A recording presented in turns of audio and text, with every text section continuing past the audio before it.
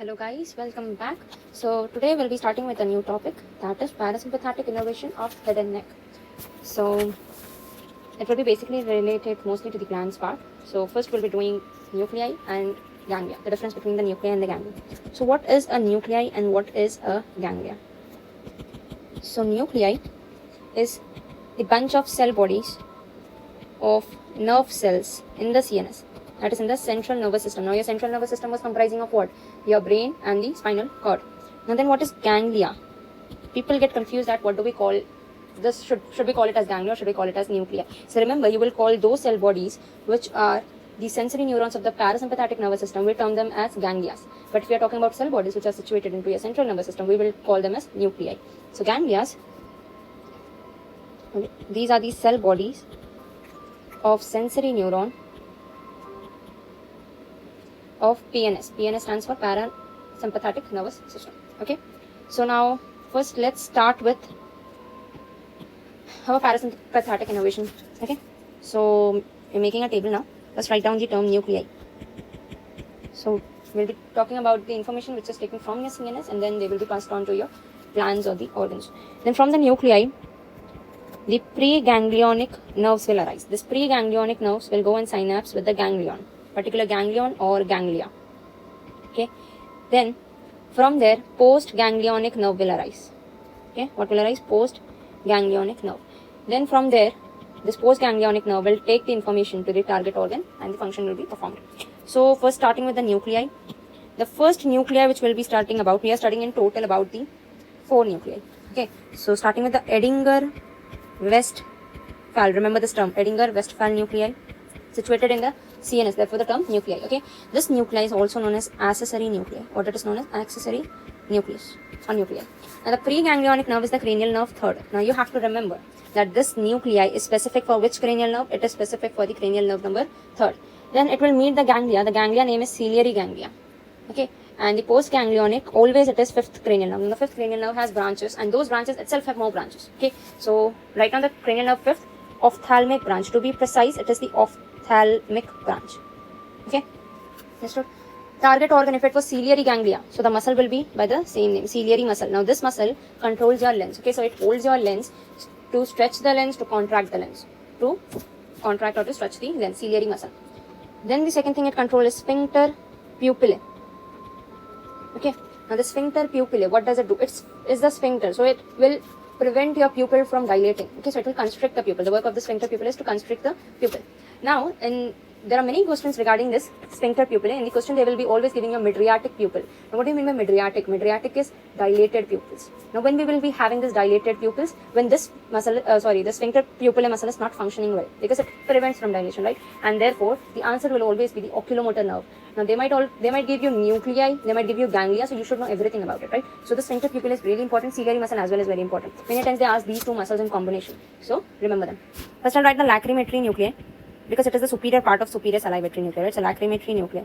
Now this lacrimatory nuclei, it is the superior part of salivatory nuclei. Superior salivatory nuclei, remember, because we have inferior also. Okay, so it is the superior part of the superior salivatory nuclei. Now this lacrimatory nuclei will give a preganglionic neuron or nerve, that is superficial petrosal nerve. Now this is actually the branch of 7th nerve. Now what was our 7th cranial nerve? It was facial nerve. Okay, the ganglia is pterygopalatine. Now this ganglia is something important. Why? Because it is the largest ganglia among all. So it is largest in the parasympathetic innervation, largest of the parasympathetic. Okay, PNS is parasympathetic nervous system. Now the cranial nerve, as I said before also, it is going to be always 5th cranial nerve. It's going to supply the lacrimatory nuclei. The term was given because it supplies your lacrimal gland. Now this lacrimal gland is related to your tears. Okay, so it controls your tears apparatus. It is having an apparatus known as lacrimal apparatus. From there, how the tears build, that's all about that mechanism. It supplies your lacrimal gland and mucous membrane of your nose and palate. Okay, remember this. Now let's do, I'm making this 4 nuclei the 5 nuclei. Okay, so third one I'm writing is superior salivatory nuclei. You have to remember very clearly that this lacrimatory nuclei is the superior part of the salivatory nuclei only. But I have written it separately so that you can memorize this in a form of table. The superior salivatory nuclei, let's do this.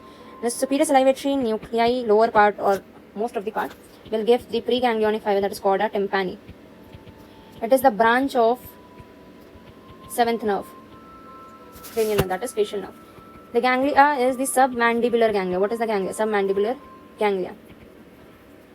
Again, as I said before, it's cranial nerve number 5th. To be precise, it is submandibular branch.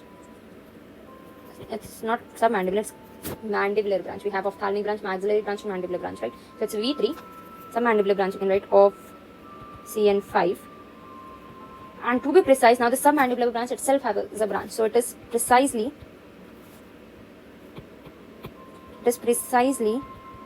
branch of, it's precisely which branch? It is lingual branch or lingual nerve. 1 minute. This lingual nerve. Understood? Now what will it be supplying? Sublingual. If it is lingual nerve, so sublingual gland. Ganglia submandibular, so submandibular gland. Now, as Croc is improving day by day, you have to remember the submandibular gland. They might also give you submaxillary gland. Now, don't get confused. Submaxillary is basically meaning that below the maxilla. So, below the maxilla, which bone we were having? Mandible bone. So, the gland will be also mandibular gland, right? So, submaxillary gland and submandibular gland is one and the same. And it also supplies the nasal and... No, not this. Sorry. Okay, remember this. Now, superior salivatory nuclei has done. It's now the time for the inferior salivatory nuclei. Now this inferior salivatory nuclei, we get the lesser petrosal nerve. We have done the superficial petrosal nerve, right? So this is the lesser petrosal nerve, which is the branch. Remember the branch of 9th cranial nerve. Branch of 9th cranial nerve. Glossopharyngeal. The ganglia is important. Otic ganglia, very important. Remember the term, otic ganglia. Cranial nerve number 5, again, the branch is auriculotemporal branch. Precise. Gland is parotid gland. Gland is parotid gland. Where is a parotid gland situated? Situated in your cheeks, right? Right beside your ear, in the front side. Parotid gland and the mucous membrane of your mouth. Okay, in this parotid gland is what you have to remember mainly. Now the last ganglia. Basically there are 4 nuclei. I am repeating it again, but I have made this, I have written this lacrimatory nuclei, which is actually the superior part of the salivatory nuclei itself. But I have written it separately so that you remember it well. Okay, so dorsal, the last nucleus, dorsal nuclei of cranial nerve number 10. What is your cranial nerve 10? It is vagus nerve. Okay, cranial nerve 10. And you have to remember that they won't have this preganglionic fibers. Okay, they directly have this terminal ganglion, and from terminal ganglion the impulse will be taken and then supplied to your heart, to your lungs, to your GIT. If I'm telling lungs, that means trachea, bronchus, everything. Okay, if I'm telling heart, then everything. GIT, same goes. But GIT, the specific when it comes to GIT. So GIT, 2/3 part of transverse colon and whole of the ascending colon, okay, is supplied by this nerve. Which one? Dorsal nuclei of cranial nerve number 10. By this nuclei, okay. Fine. And 1/3 part, you write bicranial nerve, or you can write bicranial supply. And 1/3 of transverse colon and complete descending colon till your rectum is supplied by sacral outflow.